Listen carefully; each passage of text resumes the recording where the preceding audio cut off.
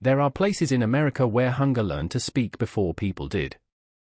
Where the cold doesn't merely kill, it decides. In the Wrangell Mountains of Alaska, where winter presses the land into silence and the sun barely rises above the horizon, one such story lay buried for decades beneath layers of ice, secrecy, and shame. Here, temperatures plunge to 60 below zero. Breath turns brittle. Time slows. And survival strips human beings down to whatever remains beneath habit, law, and memory. This is where the Caldwell story begins. Not as a legend. Not as folklore. But as a documented descent, recorded in ink, bone, and blood. The winter of 1938 would come to define Jacob and Elellanena Caldwell, first cousins bound not only by marriage, but by generations of shared ancestry that had folded their family inward until no fresh blood remained. What happened during that winter would later be described by investigators as one of the most disturbing examples of genetic isolation ever uncovered on American soil. The Caldwells did not arrive in Alaska by accident. Their roots in the Copper Valley settlement stretched back to the 1890s, when prospectors flooded the interior in search of gold. Among the early arrivals were two brothers, Thomas and William Caldwell, men hardened by frontier life and deeply distrustful of outsiders. When the gold thinned and most settlers moved on, the Caldwells stayed. They stayed together. As the years passed, the settlement shrank. Families married out or died off. But the Caldwells closed ranks. Sons married cousins. Daughters married nephews. Each generation narrowed the bloodline further, until nearly every child born carried the same ancestral markers repeated again and again.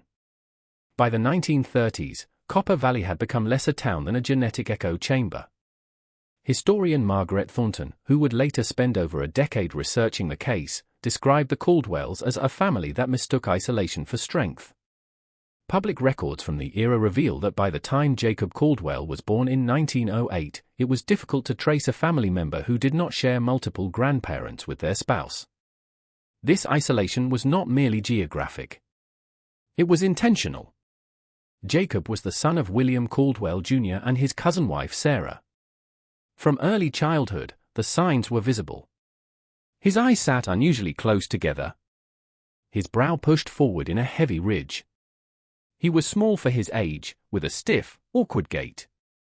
A traveling physician who encountered Jacob in 1932 noted marked cognitive delay, but also observed something else, an unsettling sharpness beneath the slowness, a capacity for calculation without empathy. Elellanena Caldwell, born 4 years after Jacob, shared many of the same traits. Her fingers curled unnaturally at the joints. Her mouth pulled into a permanent downward slant. Neighbors recalled violent mood swings, periods of passivity followed by sudden, explosive rage. When Jacob and Elellanena married in 1933, the union raised little protest. Within the Caldwell lineage, it was simply the continuation of pattern. What did concern the few remaining residents of Copper Valley was the couple's decision to move even farther from civilization. Instead of remaining near the settlement, Jacob chose a remote valley beyond a narrow mountain pass, an area that became completely inaccessible once winter set in. Anthropologist William Hayes would later describe this decision as the logical endpoint of generational withdrawal. The Caldwells believed outsiders weakened bloodlines. They believed purity equaled resilience. Alaska's brutality, in their view, was something only their kind could endure. By 1937, Elellanena had given birth to 3 children. None were healthy. Thomas, the eldest, never learned to speak. At 4 years old, his body convulsed regularly with seizures that left him limp and gasping. Mary, born 2 years later, suffered from a severe cleft palate that made feeding a daily struggle. Their youngest, James, arrived in the spring of 1937 with a head so enlarged he could not hold it upright. Geneticist Sarah Chun, who later analyzed the family's medical history, would describe these children as the accumulated cost of 4 generations of closed reproduction. Recessive disorders, normally rare, had stacked upon one another, surfacing all at once. The children were living evidence of a bloodline collapsing under its own weight. Then winter came early. By October of 1937, snow sealed the mountain pass. Jacob had failed to stock adequate supplies. Much of the summer had been lost to what Elellanena would later describe as his sickness times, periods where he remained bedridden, withdrawn, and inert. Food dwindled rapidly. By December, hunting became nearly impossible. The game had moved downslope. Temperatures shattered records. Inside the cabin, hunger settled in like a second occupant. What happened next was not known for years.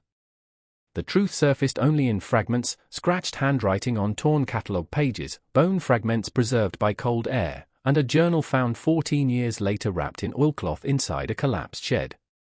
The journal belonged to Elellanena. Written in uneven, childlike script, it documented the family's final months of winter with chilling simplicity. No anguish. No hesitation. Just observation. One entry, dated January 16, 1938, reads: "The boy is gone today. Jacob says it is God's wanting. The little ones must eat. We keep what we can." Forensic historians mark this as the beginning of what would later be called the Caldwell winter atrocity. Thomas, the eldest child, did not die of starvation. Analysis of remains recovered decades later showed cut marks consistent with deliberate butchering. Bones had been separated at joints. Some bore signs of boiling. The process followed the same methods used for harvested game. Criminal historian Robert Jameson notes that what distinguishes this case is not merely the act, but the absence of emotional response. The journal entries read like inventory. Preservation notes. Storage instructions. By February, Mary was gone as well. Elellanena recorded it with the same detached phrasing. The pattern repeated. The cold preserved what hunger demanded. Most disturbing of all was the realization that the infant, James, did not die naturally. An entry dated March 9 reads: "The baby cries too much. Jacob says it is time. Tomorrow we will eat again. God provides." The Caldwell survived the winter. When spring finally broke the snow's grip in April, Jacob crossed the pass to Copper Valley. Town records note that he appeared thin, but functional. He purchased supplies, ammunition, and fabric. New children's clothes. Spring did not bring relief. It brought concealment. When Jacob Caldwell returned to Copper Valley after the snow receded, he spoke little. Town ledgers describe him as quiet, withdrawn, and physically diminished, but not starving. He bartered efficiently. He bought flour, ammunition, salt, and, most unsettling to those who later reviewed the records, bolts of fabric sized for children. No one questioned him. In frontier Alaska, privacy was currency. And families like the Caldwells were afforded more of it than most. By early summer of 1938, Elellanena was pregnant again. The cabin beyond the pass returned to silence, as if winter had never demanded its price. The truth might have remained entombed forever, another forgotten tragedy dissolved into wilderness, if not for a chance discovery 14 years later. In 1952, Alaska was changing. Military expansion after World War II had triggered a surge in infrastructure planning. Survey teams from the U.S. Geological Survey were dispatched across the interior to chart routes for roads, pipelines, and future settlements. One such team, led by surveyor Michael Donovan, entered a remote valley of the Wrangell Mountains late that summer. What they found was a collapsed homestead, weather-beaten, abandoned, and oddly preserved by the dry cold. The cabin itself had partially given way, its roof caved inward under decades of snow load. But a nearby storage shed still stood. Inside, Donovan found something he would later describe as impossible to forget. His official report, portions of which remained classified until the late 1970s, details the discovery of small bones. Human bones. Cleanly separated. Some bearing fine, precise cut marks. Others discolored in a way consistent with prolonged boiling. Wrapped in oilcloth, placed carefully in a corner, lay a journal. The handwriting was crude. The language sparse. But the dates were unmistakable. Federal authorities were notified quietly. What followed was not a public investigation, but a containment effort. Alaska was on the path toward statehood, and officials feared that revelations of familial cannibalism tied to genetic degeneration would provoke panic, ridicule, and political embarrassment. The Caldwell site was sealed. The findings classified. The case assigned to a small group of federal investigators operating under strict confidentiality. Their conclusions were grim. Jacob Caldwell had died 3 years earlier, in 1949, from complications associated with a rare liver disorder, one later linked to recessive genetic inheritance. Elellanena, meanwhile, had returned to Copper Valley with 3 new children. All of them showed signs eerily similar to the first. Local residents noticed something unsettling. Elellanena referred to the children by the same names, Thomas, Mary, James. As if the first set had been erased and replaced. As if repetition itself could correct the blood. When investigators finally interviewed her in late 1952, they encountered a woman whose body had aged far beyond her years. At 40, Elellanina's hands were twisted with advanced arthritis. Cataracts clouded her vision. Her speech drifted, looping back on itself. She spoke of her children as though all 6 were alive simultaneously. When questioned about the winter of 1938, she offered only one explanation. "We did what was needed." Then, softly, "The blood stays strong." Psychiatrists brought in to assess her mental state documented severe cognitive deterioration.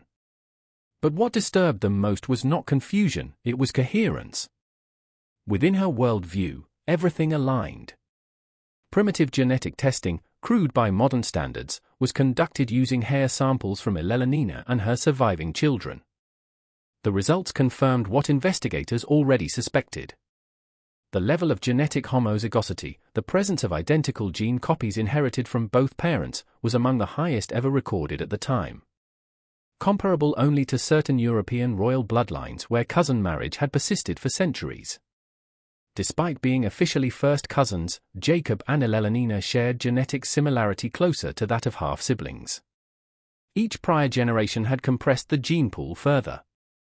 Dr. Sarah Chun, reviewing the data years later, would note that by Elellanina's generation, the family's genetic diversity was so diminished that new mutations had nowhere to hide. Every defect surfaced. Every weakness compounded. Medical notes from a missionary doctor who visited Copper Valley in the 1940s added another layer. He observed not only physical deformities among Caldwell children, but what he described as a troubling absence of emotional resonance. Pain did not register normally. Suffering did not provoke alarm. This, psychologists later argued, provided critical context. Moral reasoning, already compromised by genetic factors, had been reshaped further by isolation and survival pressure. Elellanena was deemed unfit to care for her children. In 1953, federal authorities made a decision that would remain secret for decades. Elellanena was committed to a psychiatric institution in Anchorage. Her children were placed in a specialized care facility, their identities sealed under confidentiality orders. The homestead itself was destroyed. Not abandoned. Not preserved. Burned. Officials described it as a sanitation measure. Privately, they acknowledged it was an attempt to erase a place where the boundaries of humanity had collapsed. Elellanena would remain institutionalized until her death in 1965. She never expressed remorse. During psychiatric evaluations, she was shown photographs of unrelated children. She rejected them instantly. "Not pure," she said. "Too weak." When asked directly about consuming her children, she offered a final statement that left investigators shaken. "We kept the strongest parts. Nothing was wasted. The family goes on inside us." The Caldwell case did not end with containment. It metastasized, quietly, into science. By the late 1950s, fragments of the investigation began circulating among geneticists, anthropologists, and forensic psychologists under restricted access. What researchers encountered was not merely a crime, but a biological and moral collapse unfolding across generations. Dr. Sarah Chun would later describe the Caldwell lineage as a living diagram of what happens when genetic drift is allowed to compound without interruption. In isolated populations, chance determines which traits survive. When the population is small and reproduction remains internal, those traits don't dilute. They amplify. With each generation of cousin marriage, harmful recessive genes no longer hid behind dominant ones. They surfaced openly. Deformities.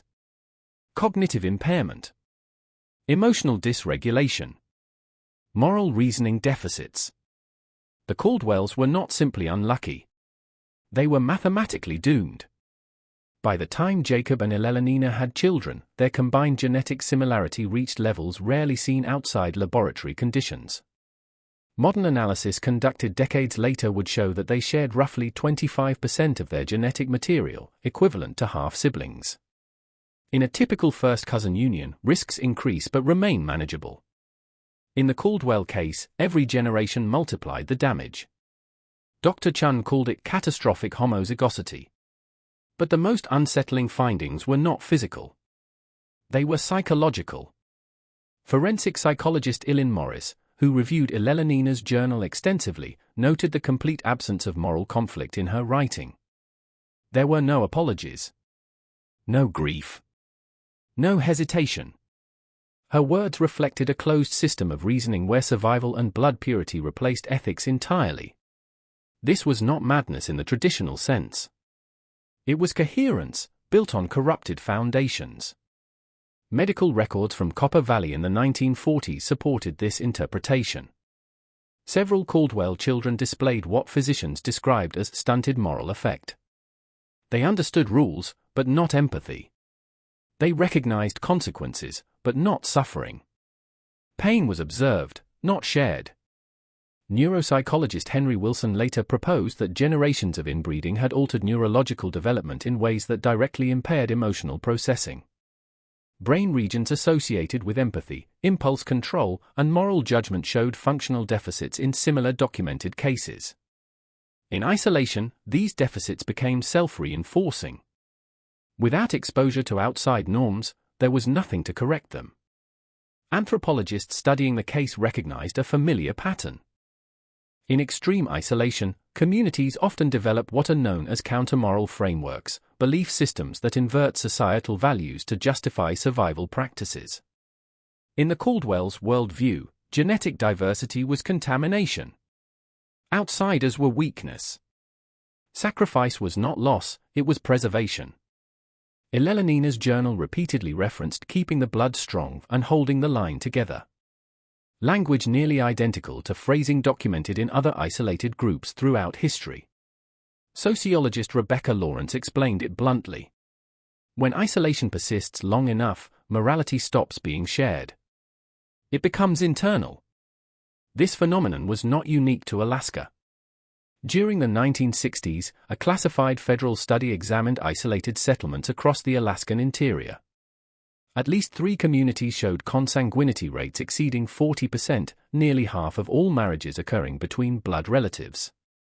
None reached the extremity of the Caldwells. But the pattern was there. Elevated birth defects. Cognitive impairments. Belief systems that reframed inbreeding as virtuous rather than dangerous. Historian Margaret Thornton noted that the Alaskan frontier attracted a specific type of settler, individuals actively fleeing oversight. In such conditions, isolation didn't merely allow consanguinity. It normalized it. The Caldwells represented the far end of a spectrum that existed quietly across the frontier. By the early 1960s, however, that spectrum began to collapse. Improved transportation, air access, and education broke many of these enclaves open. Children left. Roads arrived. Isolation fractured. In communities where outbreeding resumed, the genetic damage began to recede. Blood samples collected from distant Caldwell relatives in the 1970s revealed something remarkable. Within just 2 generations of marrying outside the family, many of the most severe disorders vanished. Genetics, it turned out, was both fragile and resilient. But the Caldwell damage had already been done. Medical researchers in the 1960s gained limited access to tissue samples preserved from Elellanena and her children. What they found expanded the case's significance far beyond horror.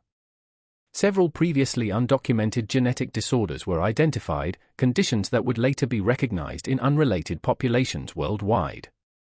One such disorder, originally labeled Caldwell syndrome, involved progressive neurological deterioration affecting emotional regulation and moral reasoning. Today, it is classified under a different name. But its origin remains the same.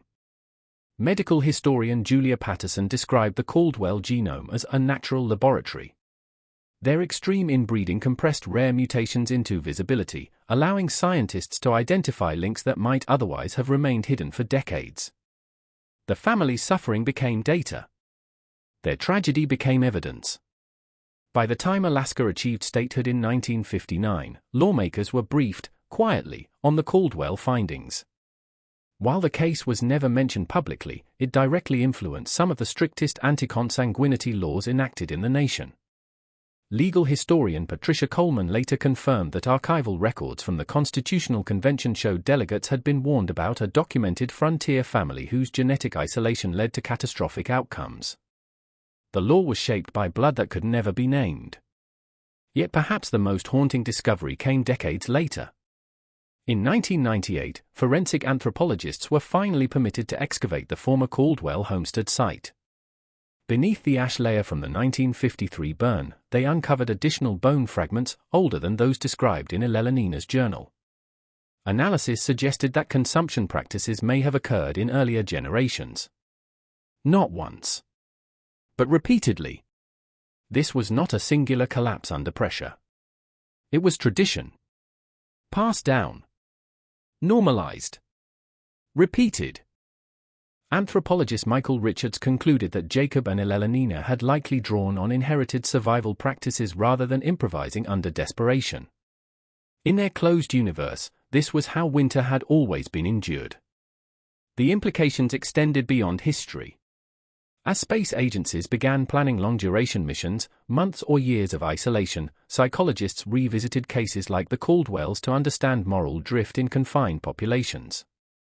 The lesson was stark. Isolation changes people. Unchecked isolation changes ethics. Dr. Wilson summarized it plainly. The Caldwells show us what happens when humans are removed from corrective feedback long enough. Morality doesn't disappear. It mutates. By the time the Caldwell homestead was excavated in 1998, the world that created it no longer existed. Alaska was no longer a frontier. Roads cut through valleys that once took weeks to cross. Aircraft stitched together regions that had once vanished for entire winters. Isolation, the kind that had allowed the Caldwells to fold inward for generations, had become nearly impossible. But the ground remembered. Beneath layers of ash from the 1953 fire, forensic anthropologists uncovered fragments that confirmed what Elellanenna's journal had only implied. Bone shards too small to belong to animals. Cut marks too precise to be accidental. Patterns consistent with repeated processing over multiple winters. This was not improvisation. It was inheritance. Dr. Michael Richards, lead forensic anthropologist on the excavation, concluded that the evidence suggested ritualized behavior, repeated actions passed down within the family as a sanctioned response to extreme scarcity. The Caldwells had not crossed a line in 1938. They had followed one. The remains were catalogued, studied, and, after decades of debate, finally buried in an unmarked grave outside Anchorage. No names. No headstone. Only coordinates sealed in state archives. A quiet acknowledgement of lives consumed by forces far larger than hunger alone. By then, the Caldwell bloodline had almost entirely dissolved. The 3 children removed from Elellanenna's care lived brief, medically complex lives. All suffered from progressive neurological disorders. All died young. The last, James Caldwell, the second, passed away in 1979 at the age of 38. With him ended that branch of the family. Other distant relatives, once the family began marrying outside the bloodline, showed dramatic improvement within just 2 generations.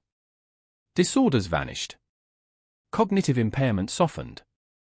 Emotional regulation normalized. Genetic diversity repaired what isolation had broken.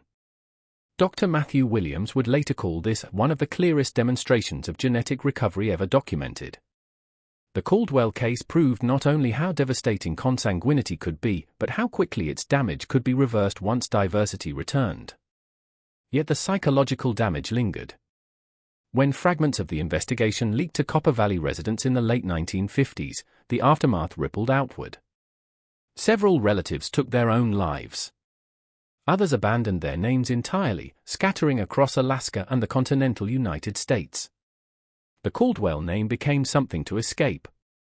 Alaskan historian Thomas Mackenzie notes that the shame surrounding the case was not limited to the acts themselves, but to the collective failure that allowed them. Territorial health officials had observed the intermarriage decades earlier. No intervention followed. By the standards of the time, it was considered a private matter. By modern standards, it was a catastrophe waiting patiently. The site of the homestead remains unmarked to this day. State authorities made a deliberate decision to prevent what they termed macabre tourism. No signs. No trails. Locals who know the route rarely speak of it. Those who do lower their voices. Not out of fear. Out of responsibility. The Caldwell case continues to influence multiple disciplines: genetics, forensic psychology, anthropology, ethics. Researchers still reference what they call the Caldwell effect, the exponential acceleration of genetic and moral collapse when isolation and consanguinity overlap across generations. But its significance extends beyond science. It is a warning. Not only about blood, but about isolation itself. Dr. Eileen Morris reflected on the case years later with a chilling observation. The most disturbing aspect isn't what they did. It's how logical it became to them. In Elellanina's final psychiatric evaluation, she was shown photographs of children unrelated to her. She rejected them instantly. "Not strong," she said. "Not ours." When asked one last time about the winter of 1938, she offered no apology. Only certainty. "We kept the strongest parts. Nothing was wasted. The family continues through what we preserved." To her, consuming her children was not a crime. It was continuity. Anthropologists who studied similar cases note the same pattern again and again. When communities cut themselves off completely, physically, culturally, or ideologically, reality begins to bend. Ethics become internal. Justifications multiply. At the extremes, morality inverts. The Caldwells did not see themselves as monsters. They saw themselves as caretakers of blood. As Alaska moved into the modern era, the conditions that enabled their tragedy disappeared. Transportation, communication, education, these forces dissolved the closed worlds where such distortions could thrive. Yet the lesson remains uncomfortably relevant. Isolation does not need snow or mountains to take hold. It only needs separation. In the final analysis, the story of Jacob and Elellanena Caldwell stands as one of the darkest chapters in American frontier history, not because of its brutality alone, but because of how quietly it unfolded. No screams reached the valley below. No witnesses crossed the pass. No laws intervened in time. Only cold. Only blood. Only a family folding in on itself until nothing recognizable remained. If you stayed until the end, you understand the weight of these hidden histories. Leave a comment saying, "I watched it all." It lets me know who truly values uncovering the buried truths most people would rather forget. Subscribe so you don't miss our next investigation into America's darkest family secrets. And if this story unsettled you, but taught you something, share it with someone who understands that history's most disturbing lessons are often the ones we try hardest to erase. The bones were buried quietly. The warning remains.